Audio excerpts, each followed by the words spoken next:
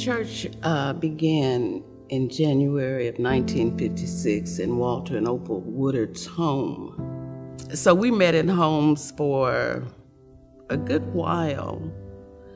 And then Pastor Potter found a building. He actually bought an old store, corner store in the community.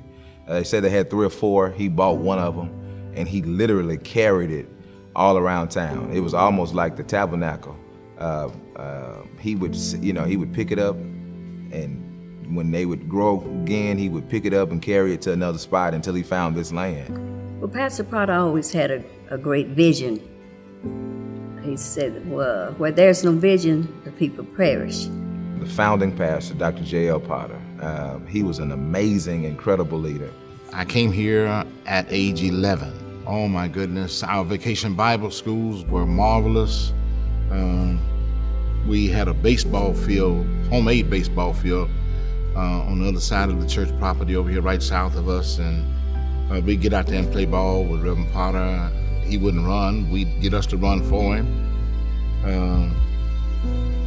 That was an awesome time. When we were in the small building over there, we had an outhouse.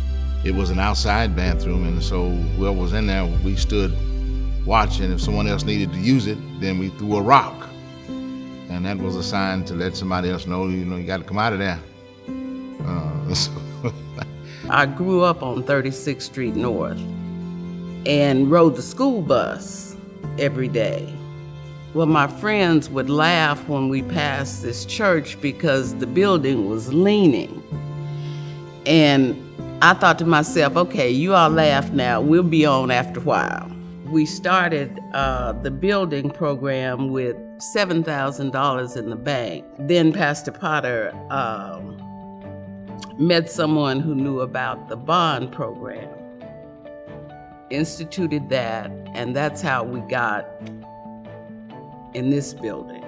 He was a great leader, a strong leader. Dr. Potter, again, he was able to do things like in the 70s, like build a life center with a gym in it for young people to have space that we even occupy today. We have AAU teams practicing there, and kids run, jump, play, because he had that kind of vision. We say we met when I was 5, he was 7, and we grew up in the church together. Our families were here in the church together. We kind of felt like preacher's kids. We were here Tuesday, Wednesday, Thursday nights, and then on Sundays, mornings and evenings. Yes. So, so in the choir, we both sang in the choir. Our youth leaders always had fun activities for us to do, but also were educational.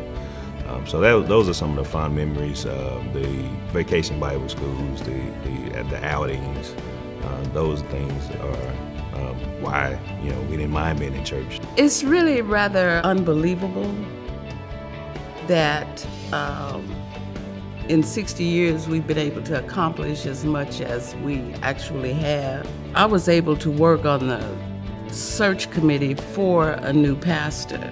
The search committee consisted of about 7 people, and we fasted and prayed, and we knew that the future of this church depended on what happened next. Then Sean Jarrett came. That's the man that God had for this day at New Jerusalem. God can come to the hiding place of your life and call you out and say, listen, you can run from me, but you'll never be able to hide from me. God can show you favor despite your family because, talk with me somebody, because of his own prerogative. If he found Moses in a backside of a mountain and Elijah up under a juniper tree, will you shake a neighbor's hand and tell him God can find you? Church saved my life. My home church is what redirected the trajectory of my life. And I want to do that each week, each month, each year that I'm here as pastor, to do that for some other young person. I'm committed to our future of building a culture here that's open, accepting, that no matter where you are in life, you can come to this church and find family and be loved until you get to the place where God wants you to be. Oh my goodness, don't get me started here. The membership has increased greatly, you will probably, in my opinion, not find another pastor who is passionate and serious about preaching, teaching, and building people, ministering to families. Can't beat him. His vision is to create a family. The slogan is, "We are family." We have the greeters at the front door, welcoming the members in, giving them that warm welcome. The love is so important.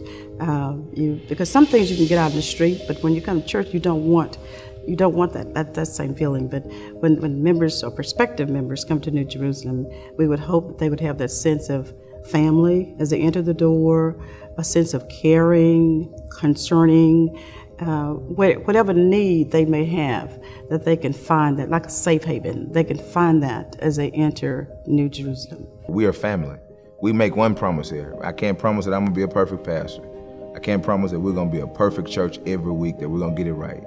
But I can promise every week you're gonna experience an amazing family, that you're gonna be loved, hugged, kissed on, and when your life hit tough spots, we're gonna walk through life with you.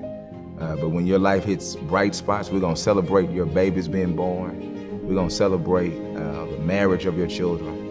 You will really experience genuine, real family. He's a builder of people. And that's what our community needs right now. And I knew that God had called me to pastor an inner city church, in an inner city community, so that I could affect young, especially brown little boys like me.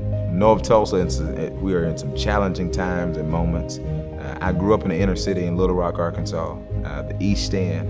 And so I've been committed to doing all I can to change the climate and culture of our community. It's to impact our community. God has placed us here in this area, this particular population to serve, and I'm committed to doing that. He has pushed us, introduced us to ministry, which is on the outside of these walls, serving the community.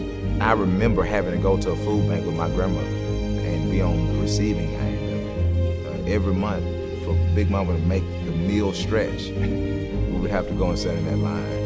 And so I never forget that. It's always a constant reminder to me of not only the commitment I made to God, but also my opportunity to give back into somebody of what people poured into me. We host a Good Samaritan clinic every Tuesday, and it's for people who don't have insurance, those who have insurance but can't meet their co-pays, or can't afford their medication.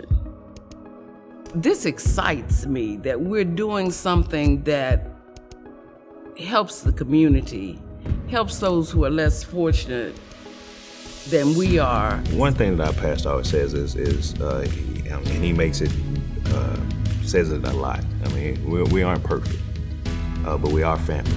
And nobody says perfect. Nobody wants you to be perfect. In fact, that's the best time for you to come when you're not.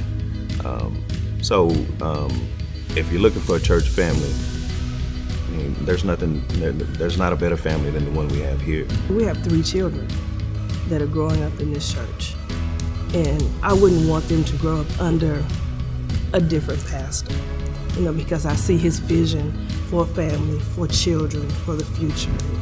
I like the outlook that I see that he's putting forth for the children. And I just tell him all the time, I just love what you're doing because we're still growing and we're moving.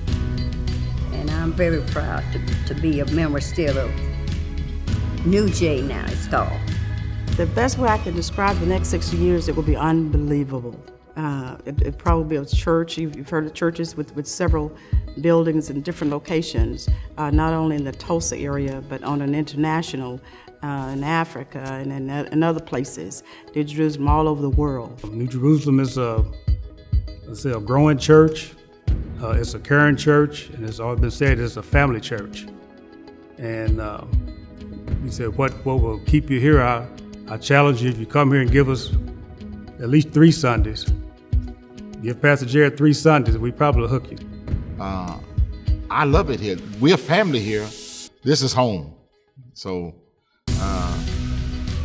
That's what keeps me here. The past, where I've come from, what we went through to get here, and now to see what God is doing now, it is awesome. There's no limit to what God is going to do in this place in the future. And I'm just excited about it.